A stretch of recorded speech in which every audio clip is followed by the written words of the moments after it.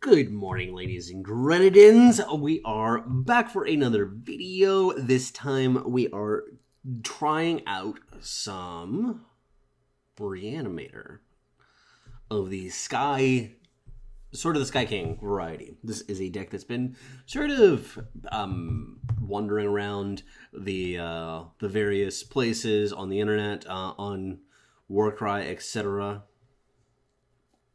I think I can do better than this. And it is a really interesting number, to say the least. This deck is wacky, and I have honestly been really enjoying it. This is a good card. I've actually been really impressed by the power level of this deck, so Silence, yeah, I don't really care about this one. And I think that this deck is actually really, really powerful. In that it's like, it does some really crazy and really like feels degenerate stuff. And I'm not sure whether it's broken or not. But I mean, like, this game, we are going to have a turn for sort of the Sky King, assuming that my opponent does not have an interactive spell. I'm not going to give them an opportunity to do anything yet, right? I can attack, but that gives them technically an option to annihilate if that's something they have access to. Disjunction. Oh, God, they're playing main deck Disjunction? What in the world? What kind of monster?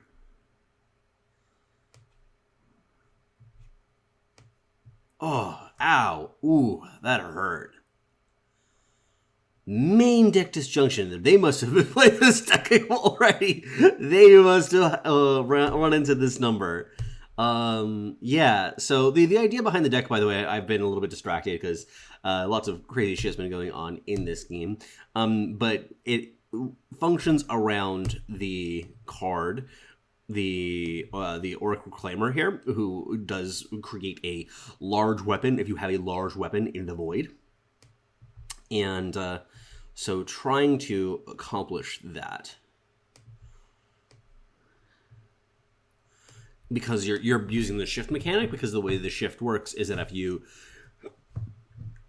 shift something for any reason, like through any mechanism, you get the shift bonus, is the fundamental idea. And I will admit that when I first played this, or like heard about this deck, I didn't like fully get it, but then you have to like see it. Like you saw it in this game at the very least, where I got this giant sword here, which was very cool to have access to. I'm going to start here. I'm probably going to go for the Auric Reclaimer next turn. We'll do this. Attack with both. I can't die to a combo next turn of, for instance, yeah, Razor Quill plus a Twisted whatever. Like, they can't hit me again, for example. So that means that I can do the following. I'm also doing this before combat for the purposes of being able to kill Katra. So that and then hitting with these two. Now, because I can, he can rebuild, or they can rebuild and get another Katra plus the Twisted Horror next turn. I wanted to keep this guy back as a blocker. He also obviously will just die in here, but I'm hoping that I get to get another attack in. This feels like the kind of game, though, that I could probably just stall for a bit, assuming they don't have enough removal, because they don't have a lot of removal in that deck, at least in the versions that I've seen. I'm definitely blocking with the Reclaimer, by the way, unless that's not obvious. So it looks like they don't have Twisted Horror, or Twisted Nightmare. I can't remember the name of it now. But yeah, this Memory Dredger. Okay. Well, that's a good sort of this guy's king target.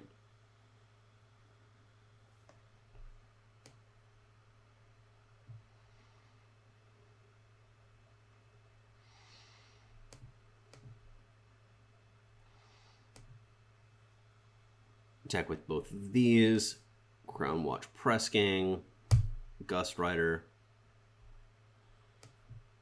Gust Rider.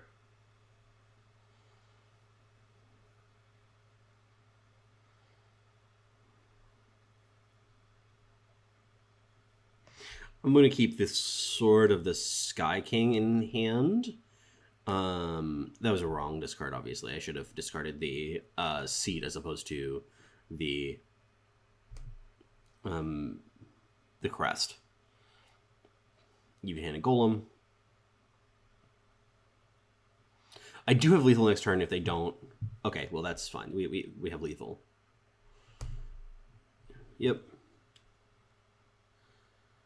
Oh, now they gain 2 life. That's no longer lethal. Okay.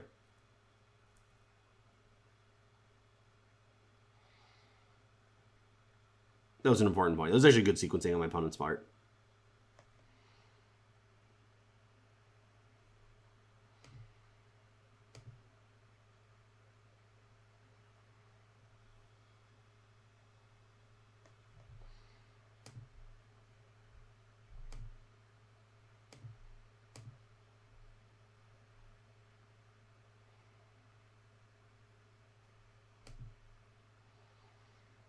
Deal maximum damage.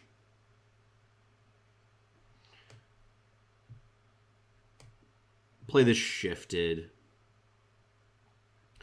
Get a lot of blockers out. I am simply just hoping that I don't get hit by Katra plus Horror Dude this turn. Okay, well, I'm not going to be.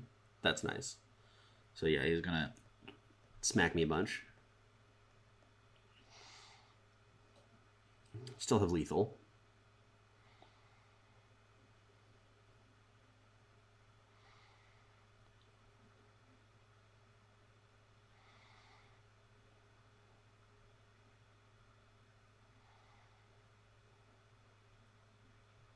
I think I'm just supposed to chump block. Because you're going to 10. I can't deal 10 damage. Wait, 1, 2, 3, 4, 5, 6, 7, 8, 9, 10. Yeah, I can.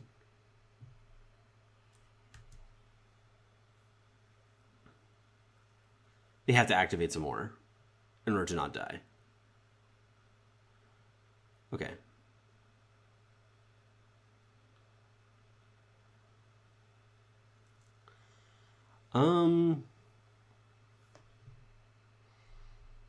Well, I'm going to do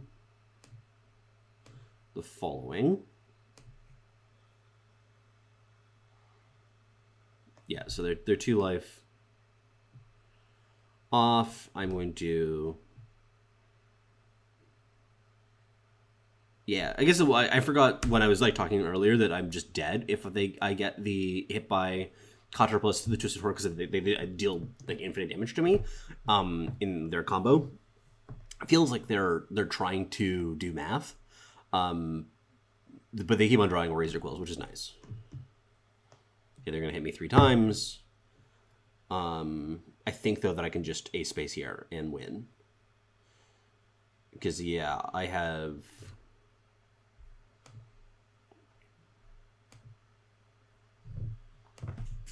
Let's just do that. See what happens. Because definitely everything's dying on my opponent's side now.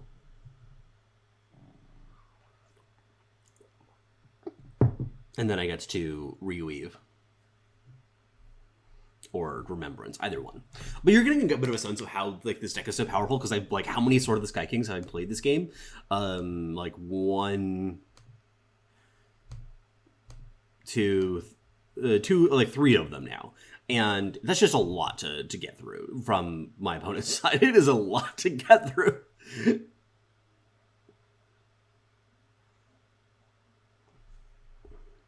I guess it's not lethal, but I don't have any way to deal final point of damage. So I am going to Yeah, do the following. Auric Reclaimer. Hit my opponent's Deuter.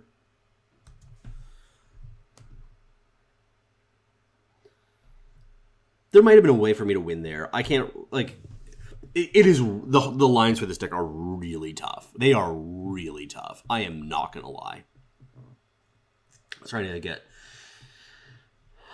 Trying to set things up. Maybe they have something like one of the two combo pieces in hand. I think that they do. Yeah, we're done. Yeah, but especially when you're thinking about Reweave and the Remembrance, there are just a lot of lines that are happening in this deck. This deck, like, sorry if I'm not being quite as heavy in the explanation in this run compared to some of my other ones, because I really have to think through a lot of the lines. This deck is tough. I mean, sometimes you just sort of like, obviously your I-Win draws are very, very powerful. Every good combo deck does have that. But I feel like even compared to Reanimator, this is a very, very tough deck to navigate properly because you are often playing with your entire deck, basically. This hand is so bad. That's also something that I will say with this deck, is that your hands that are bad are fucking atrocious. Like, obviously every combo deck has the potential to kind of just shit its pants. Like, this one doesn't just shit its pants. It, like, loads its diaper worth of just absolutely non, like, functional draws. It is so bad.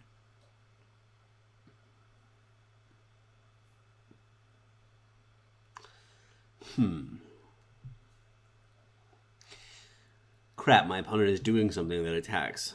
That is my weakness in this deck.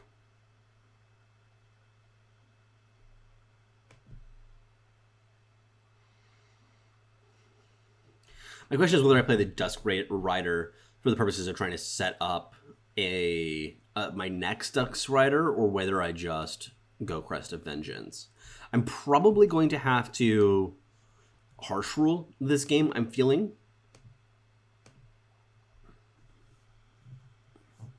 So next turn, I go Seat of Cunning into Smuggler.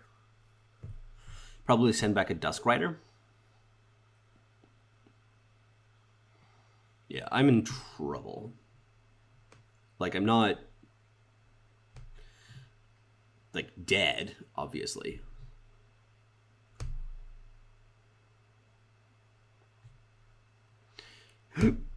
Yeah.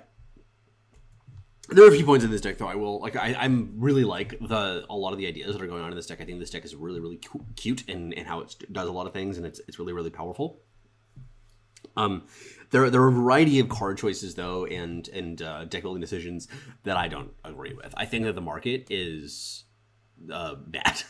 I think that there are some of the choices here that don't make sense to me.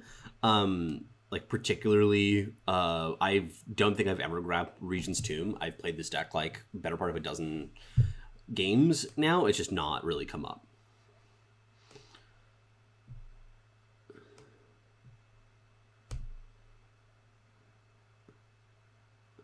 Yeah, dumping that.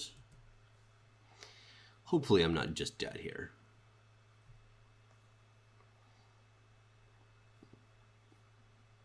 I will be blocking, obviously.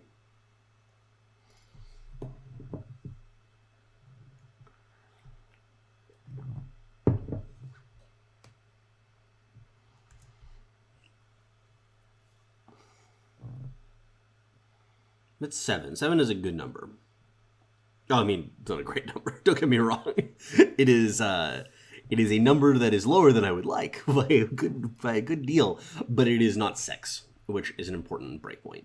Now, this is not bad, though, because I get to do this, I get to do this, hit them in the face.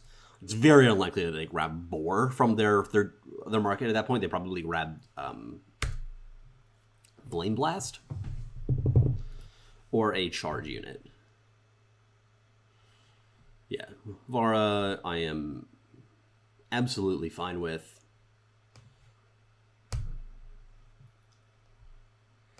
One of the cute things about this deck, though, is I think that the Gust Riders I am not yet certain about, but they are really adorable in terms of how they work in the deck. So I gotta say that I am kind of a fan, though I am still not convinced.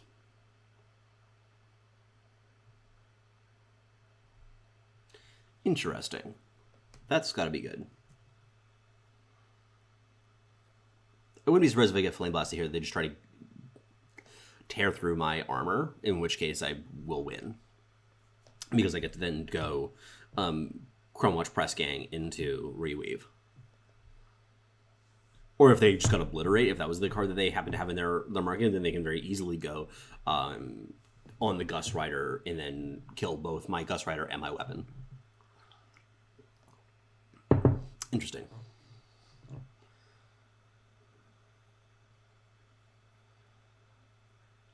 Where are they keeping a power in hand?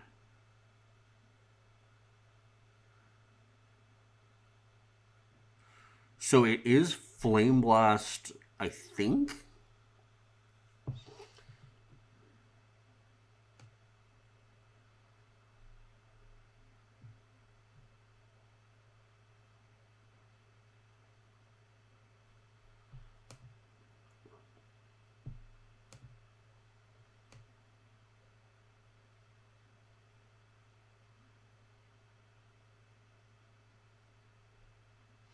Which makes me really want to get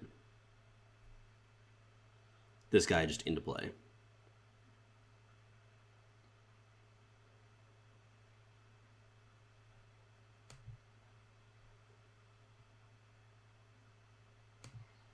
I'm actually just like going to keep it like this. This was a very conservative line. I think that just the Face Aegis, the 3/2 blocker, everything there is pretty solid.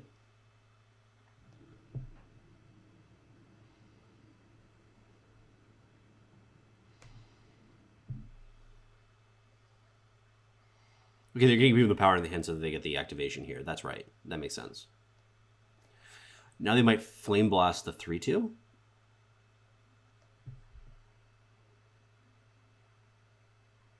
Flame Blast 3/2, attack for 4.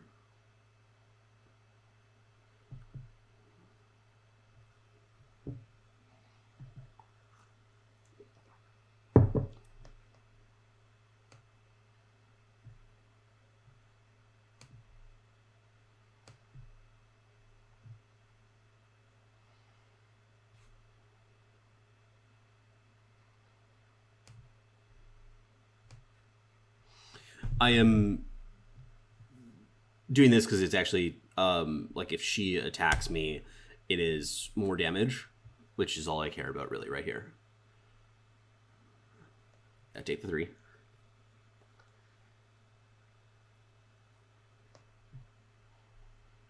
I have an Auric Reclaimer in my void. Do not.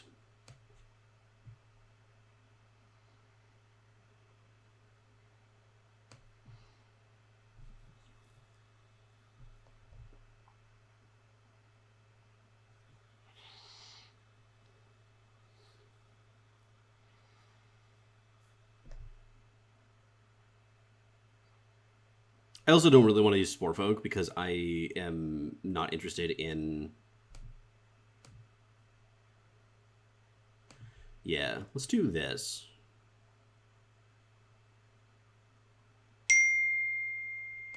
Sorry about that. I want to protect myself from Flame Blast.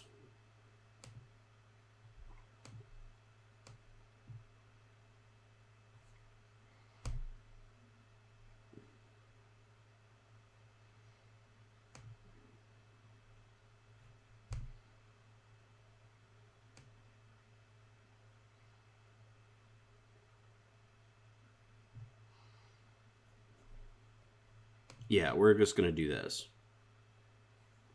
Oh, right, he's shifted. That's fine.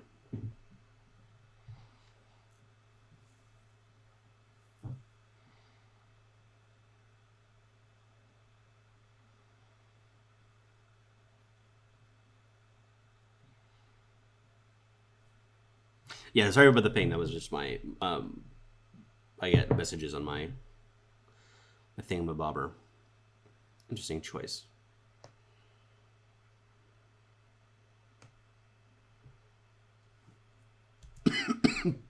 Next turn, I get to reweave my Auric Reclaimer into another Auric Reclaimer.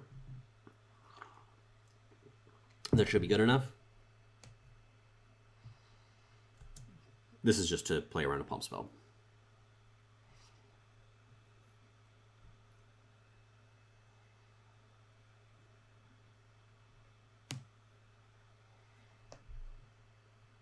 Okay. Hit them for 2. Reweave. Reclaimer.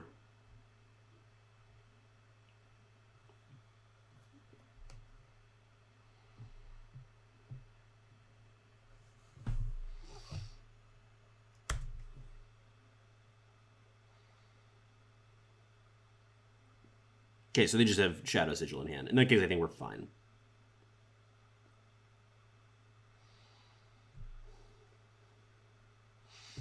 We do this.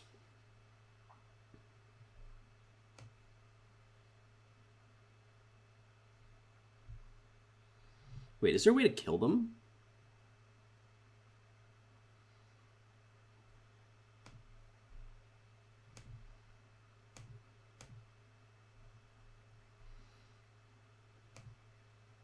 Three damage. Oh my god, we have lethal. Okay. Attack. Remembrance.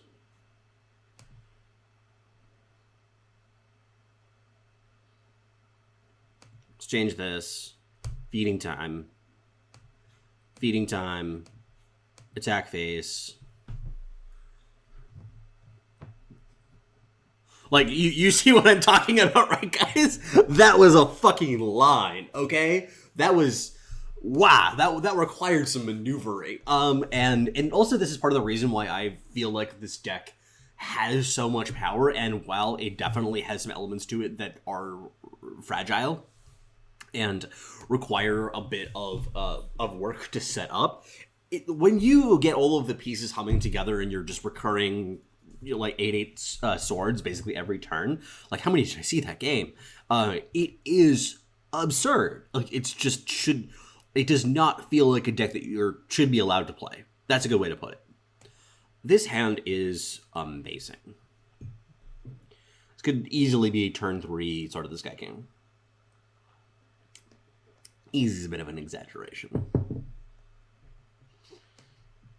But yeah, I think that the market needs some rework. I'm pretty militant at this point that I always play the exact 75 that I see on like Warcry or whatever it is, like when I'm first trying the deck and when I'm also playing it online, because like for you guys to see. My reasoning why is that, like, this is somebody else's deck. This is actually Seafood Danny's deck. I should give him specifically credit for it. This is not the best flip, but it'll do. It's a start. So I want to, like, show that off. And, like, I also think that it's important to learn the deck sort of as it was intended first, and then make modifications to your liking.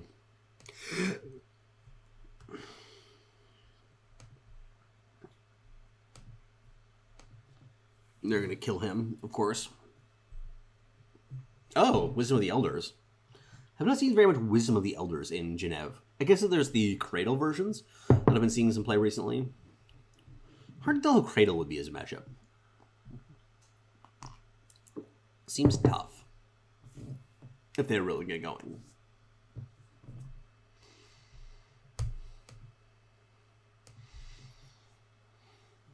Now he's going to kill him. Yeah, sure.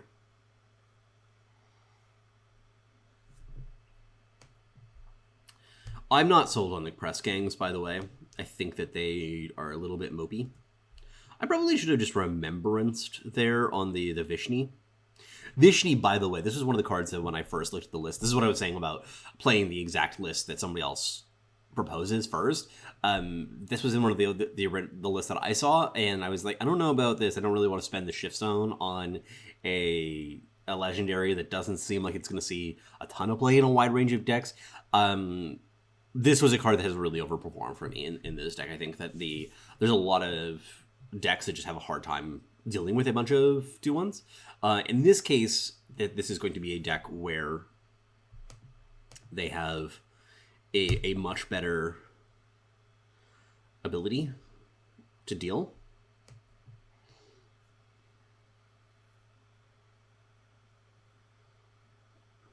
Well, this is pretty unexciting stuff.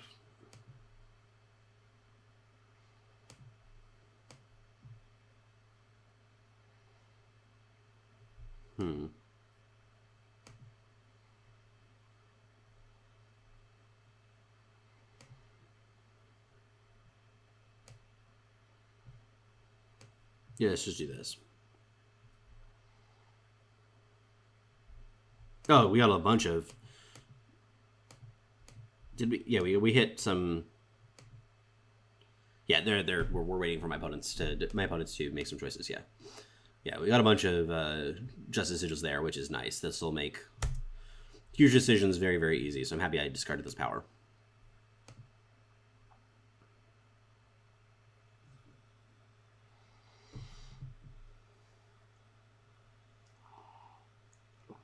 I think I'm going to get Sweeper here.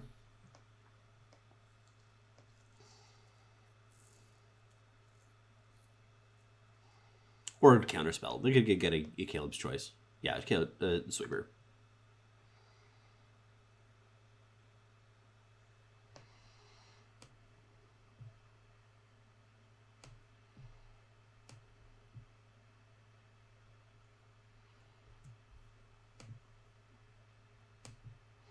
My opponent has so many cards. Yeah, I was guessing a lot of them are treasure troves. I haven't seen him cast too many of those yet. And could be some snowballs as well.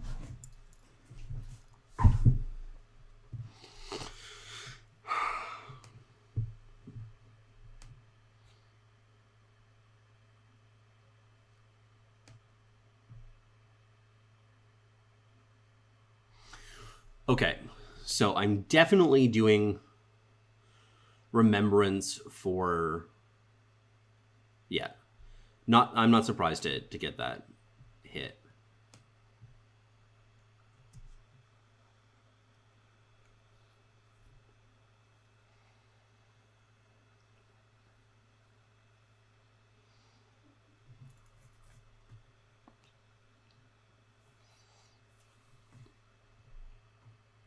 Okay.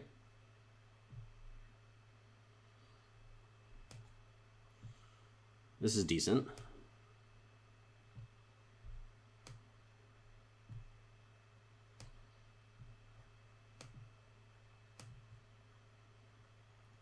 Chipping my opponent down.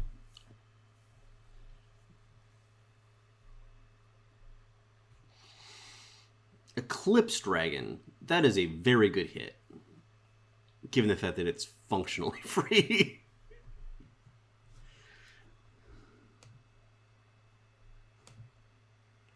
Order there is definitely incorrect. You should be playing your treasure troves first.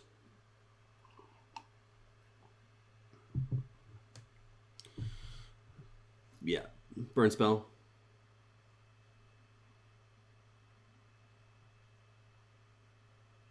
Burn spell? Yeah.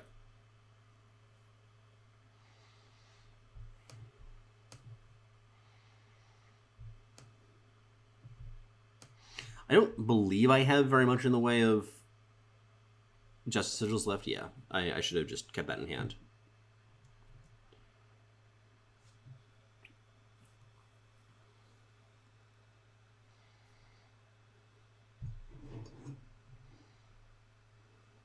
Ugh.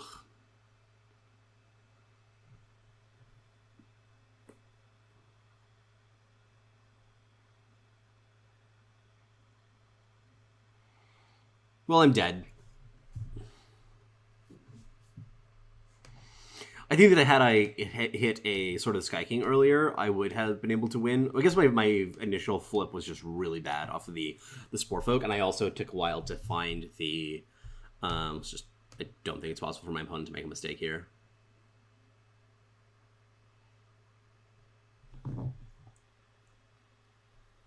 Yeah, hitting the reweaves too was rough.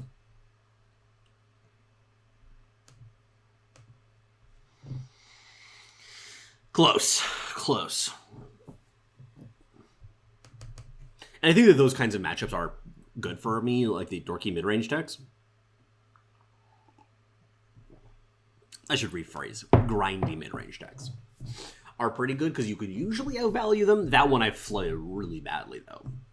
I mean, I drew a lot of power, like, intentionally, with my villages and such, but this hand is bad. Yeah, mulligan a lot with this deck. I think if this is have to keep this, it's going to be better than a 6-card hand mostly. But I do win with my 6-card hands more than I have with other decks. Even more like combo decks can do a decent job of that. Yeah, let's keep it. Maybe we hit something good. Find something spicy.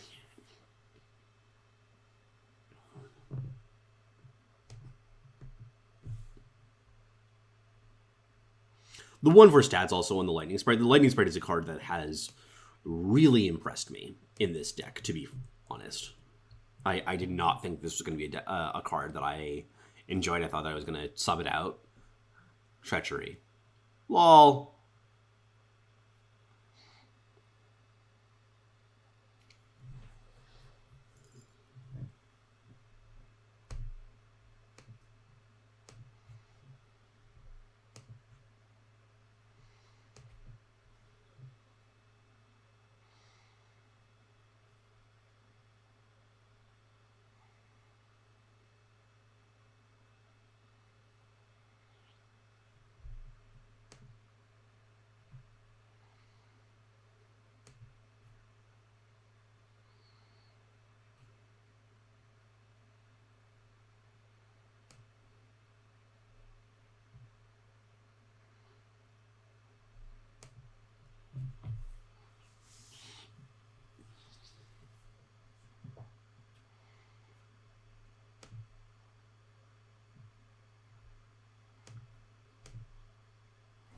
So basically here I'm trying to make some decisions between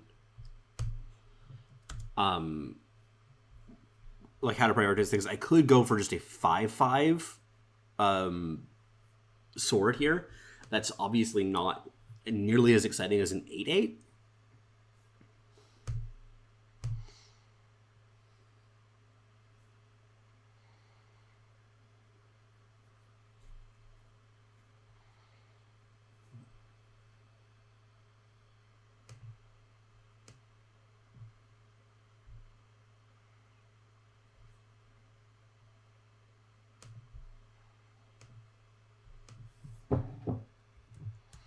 Hoping to not get hit by a highwayman here. But I did set myself up for it, so I don't have any excuse but myself.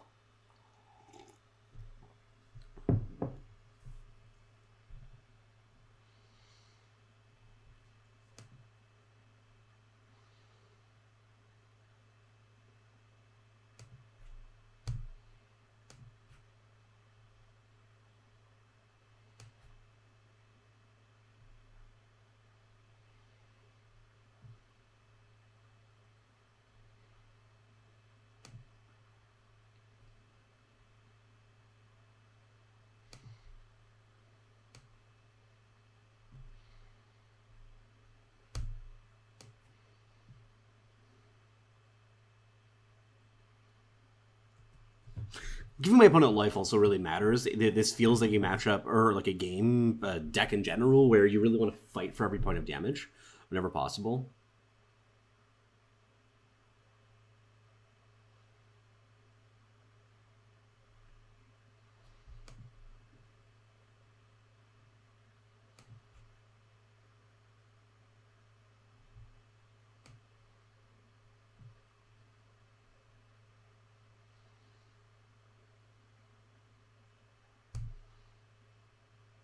Do this.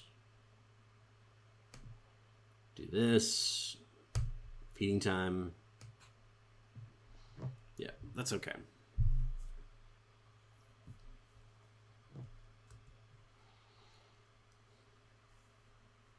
This game is ending up feeling really close.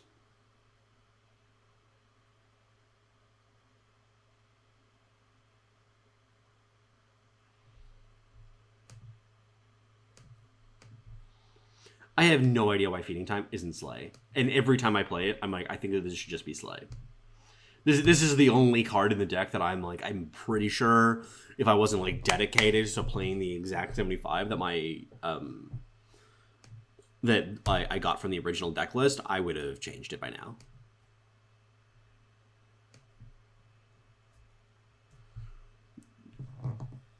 I'm basically certain that that card is wrong. It should be either Slay or Vanquish.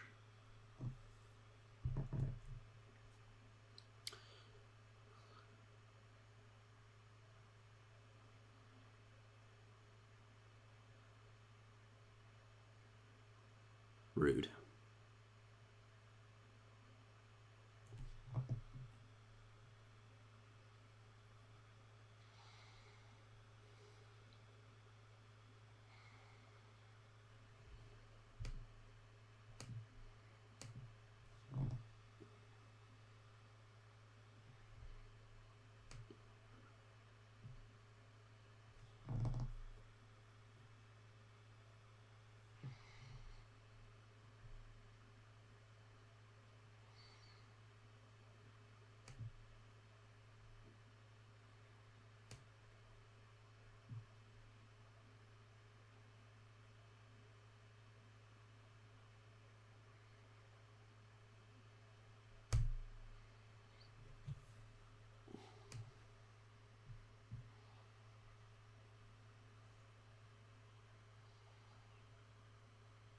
Are you gonna double torch me?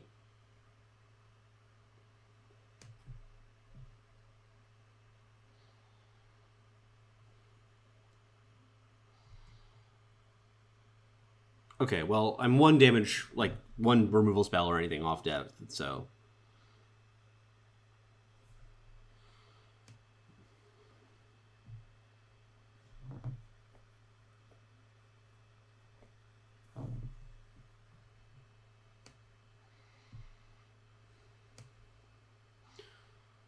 Oh, why am I doing this? That would have been really wrong. God, this game would have been so much easier if I had a sort of the Sky King. It would have made a huge difference because I would have gained like another whatever it is, like 9 life as a result of having that extra +3/+3. God, it makes such a big difference. Ugh. That was close. Right now we're sitting at 2-2. You definitely see though, like the deck has some powerful shit going on, and I feel like there's bits and pieces of this that I'm kind of like complaining about the deck building. I mean, I think that it could be improved. There are problems in this list. But I mean, this is a really hard deck to build, so I do not blame anybody for getting it wrong. And I think that it requires a good deal of more work. But there's like some pieces here that just feel absurd. And if they can be ironed out, I would not be surprised if this deck is just kind of broken. This seems powerful.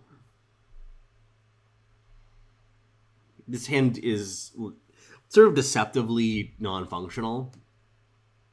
I really need a... So this is a situation where I want to get the Auric Reclaimer in play. Because this is the easiest way for it to get into the void, because it's going to die sooner or later. Also, it sets up the Gust Rider. Like, that's some of the decisions, too, of, like, whether I keep it in hand, the discards of the Gust Rider, or whether I play it out. Like, these are all some of the decisions of this deck that make it, I think, really hard to play. It's also good because you can reweave a Auric Reclaimer into another Auric Reclaimer.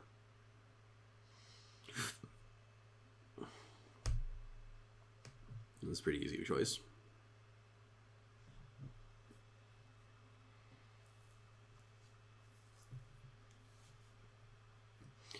My opponent is contemplating their choices. Do they play Unseal main? It feels like they might be, because they actually seems to be considering something there.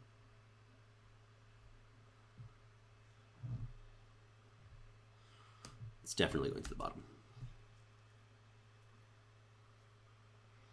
I'm also pretty convinced that this deck plays too many Justice Sigils.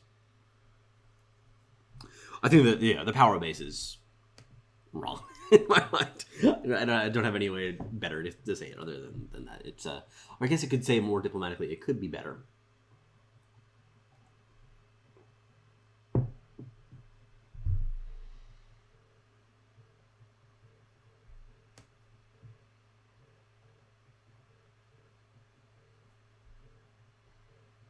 This seems like a good card.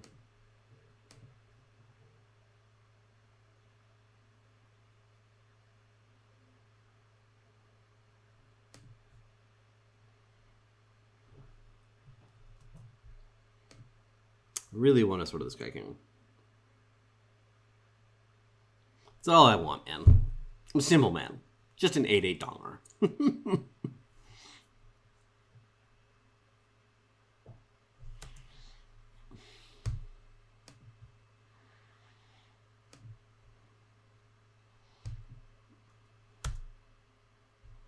My opponent's deck is very slow. I see they also have an Ice Bolt. That makes sense as a 2-cost spell that they could have had that would cause them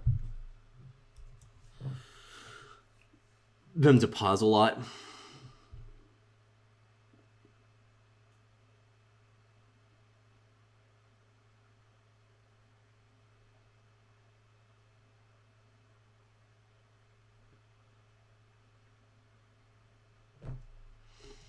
Sure. Hey! Now I just need to get into my void.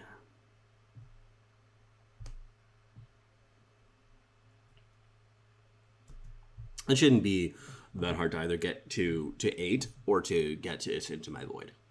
One of the two is very likely to take place. I can even do stupid shit like attack with the Reclaimer, reweave to get a either reweave the Auric Reclaimer away and get a Gust Rider, or to so let's just do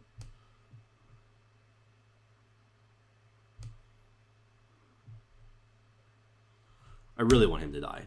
So this plays around one removal spell.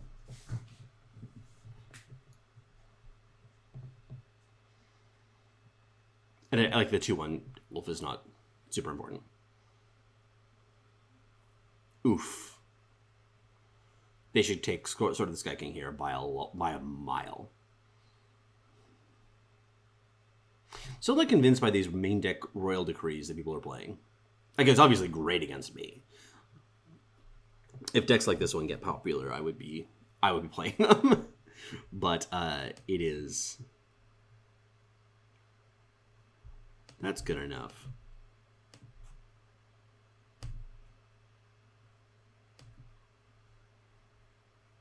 Pull out some non-justice power.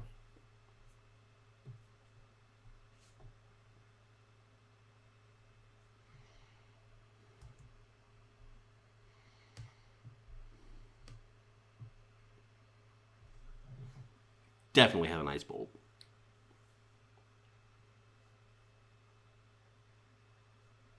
Because, like, the consideration there is to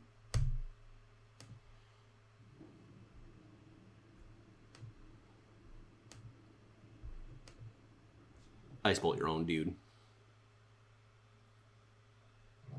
Okay. It's fine by me, friend.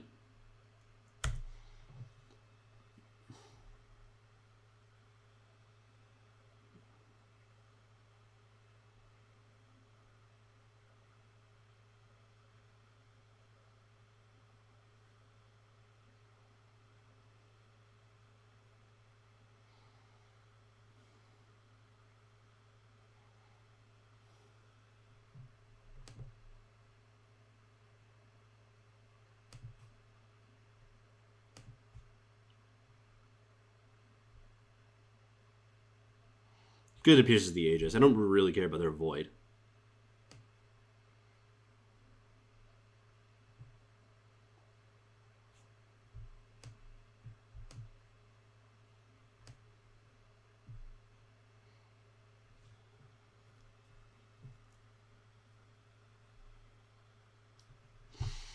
I'm just going to sit tight for a bit.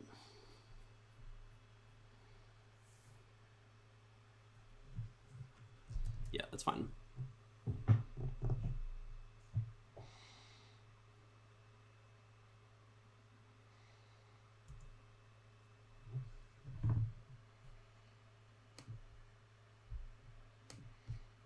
Attack Palace. See if he survives. Probably won't, I guess. Ice Bolt. Yeah, sure. Yes. Justice.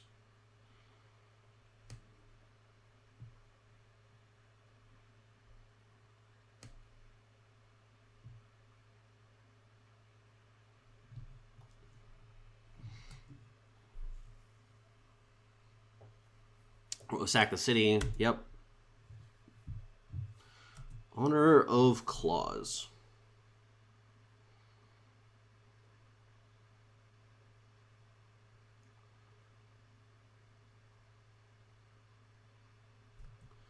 Yep. You've got a lot of Justice Sigils. One has a lot of cards in hand, but it's possible they just don't have any way to interact with me properly.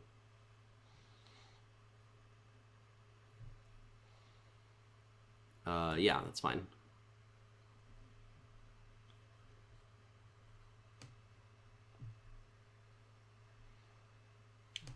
This part's easy.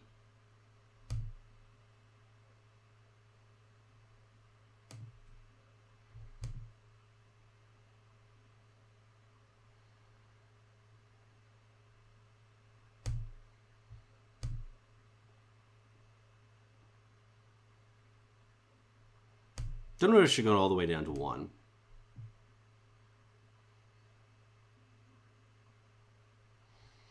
It's a good card. I'm going to keep it. Yeah, 1 seems like I should have just gone down to 2 health, not 1 health, because this way puts into snowball range, which definitely matters.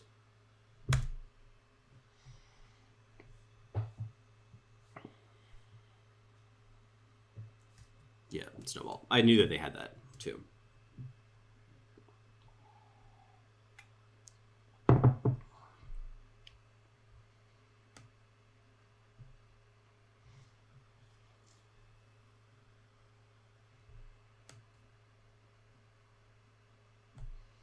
Hit them. This gives me a face Aegis, which just protects me from Svetia, which is important.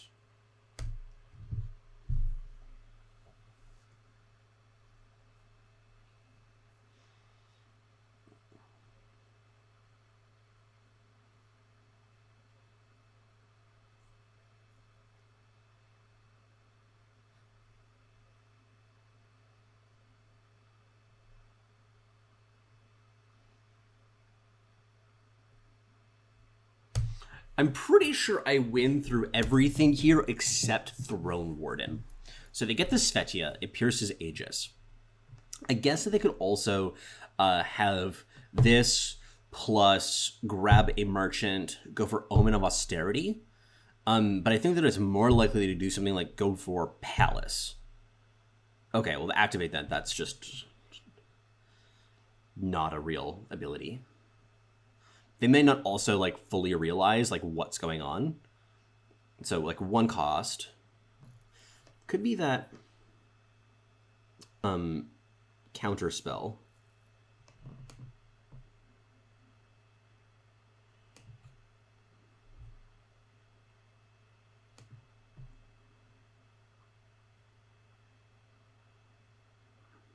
There's the 1 cost one that counters a spell that is not fast.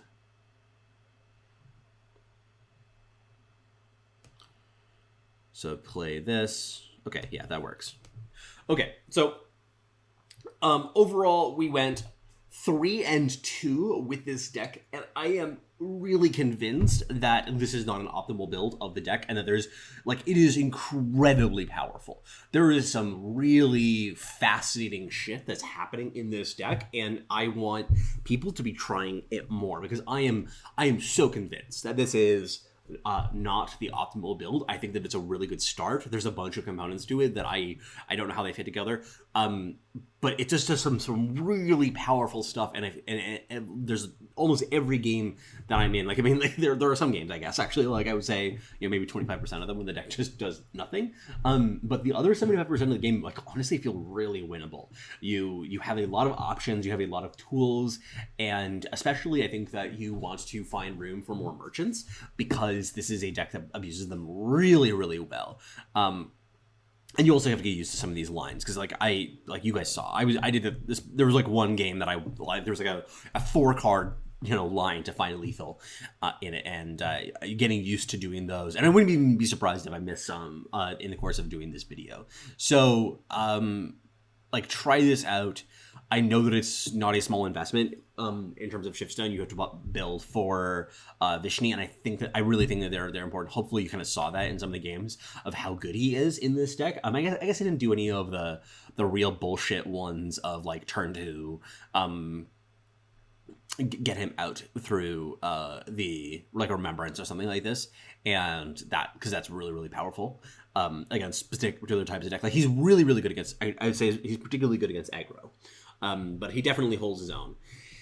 And you have good matchups in, like, against a lot of things. Like, you saw like Huru, the Huru control deck that we just played against right there.